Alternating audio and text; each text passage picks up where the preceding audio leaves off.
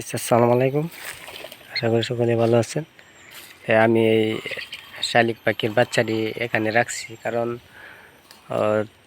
মা শালিক তার মা আয়সা খাওয়াই যা। ওই দেখেন, ওই যে জেম করে দেখে, এই যে পাখি গাছে ডালে বসে আছে, ওই বরে গেছে আগায় বসে আছে। ওই আরেকটা খাবার নিয়ে আসি, যে দেখেন, এই যে খাবার নিয়ে আসি। আমি কাছে দেখে আসতেছে না,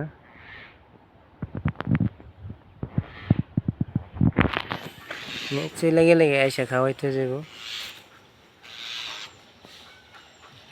এখন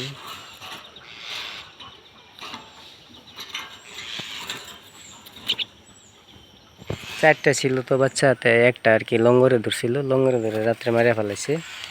সেটার ভিডিও দেওয়া আছে আমার চ্যানেলে।